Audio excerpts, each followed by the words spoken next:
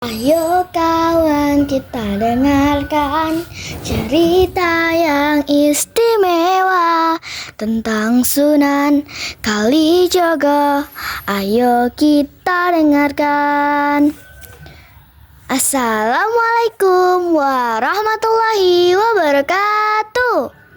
Asyhadu alla ilaha illallah wa asyhadu anna Muhammadar Rasulullah.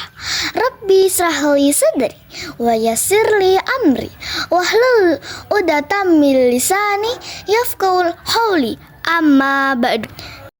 Kepada Bapak Ibu Dewan Juri yang kami hormati serta sahabat-sahabatku yang berbahagia, apa kabar semuanya? Perkenalkan ya, hari ini Rizkia akan membawakan sebuah cerita sejarah yang berjudul Sunan Kalijaga. Cerita ini diambil dari gramedia.com, literasi Sunan Kalijaga, yang ditulis oleh Gilang Oktavia Putra. Sahabat Mapsi penasaran? Begini ceritanya.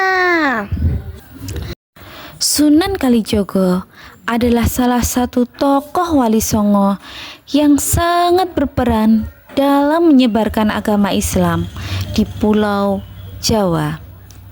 Sunan Kalijogo lahir pada tahun 1450 Masehi. Ayahnya bernama Tumenggung Wilatikto, Bupati Tuban saat itu, dan ibunya bernama Dewi Nawangrum. Karena darah bangsawan miliknya, Sunan Kalijogo kecil diberi gelar sebagai Raden Mas Said atau Raden Said. Raden Said dikenal suka menolong rakyat-rakyat miskin yang kelaparan. Alkisah, terjadilah musim pajak.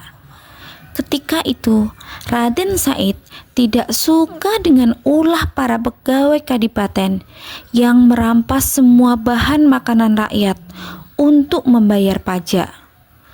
Di mana-mana rakyat menderita, Raden Said tidak tega melihat itu. Ketika malam telah gelap dan penghuni istana tertidur lelap, Raden Said membuka pintu kamarnya. Krek! Sambil berjalan berjingkat-jingkat menuju gudang istana. Waduh, penjaga belum tidur rupanya.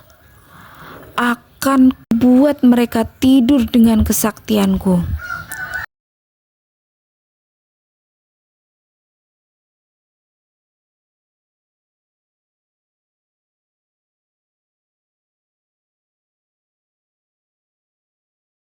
Seketika penjaga gudang terlelap dalam tidurnya. Raden Said pun dengan mudah menerobos masuk dan mengambil bahan makanan di gudang istana milik ayahnya dan membagikannya kepada rakyat yang menderita. Sehingga suatu ketika ketahuan dan dibawa ke hadapan ayahnya. Raden Said, kenapa engkau mencuri bahan makanan? Memalukan saja. Maafkan saya, ayahanda. Hamba telah mencuri untuk menolong rakyat-rakyat yang kelaparan. Kasihan mereka, sudah berhari-hari tidak makan. Raden Said keluar dari istana. Beliau tetap berpegang teguh untuk membantu rakyat yang hidup sengsara, meskipun dengan cara yang salah. Raden Said terus berjalan mengikuti arah langkah kakinya hingga sampailah di hutan Jatiwangi, kawasan Lasem, Rembang, Jawa Tengah. Di hutan inilah dia bertemu dengan seorang lelaki tua yang memakai jubah putih dan membawa tongkat, seakan-akan tongkat itu terbuat dari emas. Raden Said pun merebutnya secara paksa, sehingga lelaki tua itu jatuh tersungkur. "Aduh, apa yang Tuhan lakukan? Astagfirullahaladzim. Maafkan saya, Pak Tua.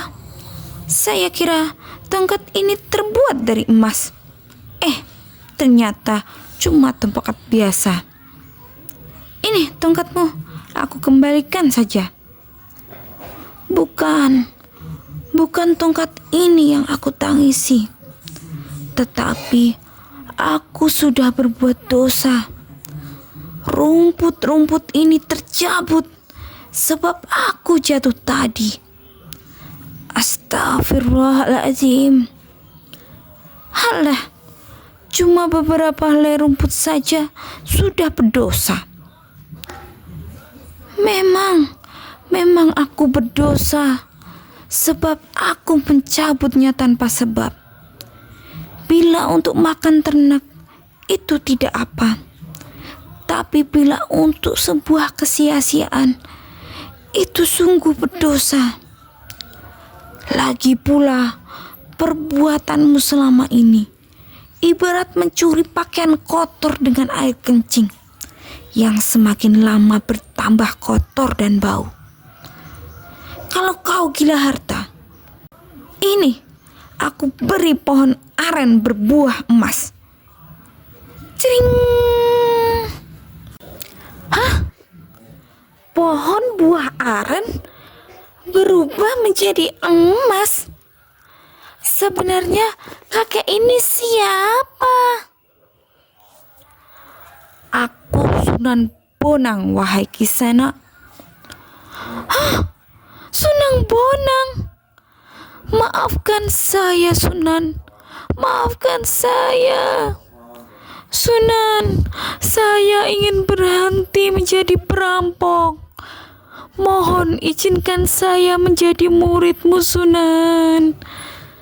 Setelah melihat kebaikan Sunan Bonang, muncul keinginan Raden Said untuk berguru kepada beliau. Dengan syaratnya, Raden Said harus menjaga tongkat yang ditancapkan di pinggir kali selama 3 tahun. Waktu berlalu, hari demi hari berganti. Tubuh Raden Said pun ditumbuhi dengan rumput-rumput liar. Karena kegigihannya, Raden Said mendapatkan gelar Sunan Kalijogo dan diangkat menjadi anggota Wali Songo. Sahabat Mapsi, begitulah kisah tentang Sunan Kalijogo. Nah, hikmah yang bisa kita ambil yakni tujuan yang baik harus dilakukan dengan cara yang baik, dan kita harus bisa menjaga amanah dengan sebaik-baiknya. Seperti firman-Nya dalam Al-Quran surat Ar-Rahman ayat 60. A'udzu billahi minasyaitonir rajim. Bismillahirrahmanirrahim. Hal jazaa'ul ihsani illal ihsan.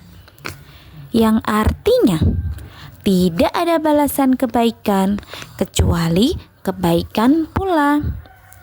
Sudah dulu ya ceritanya. Jalan-jalan naik kereta.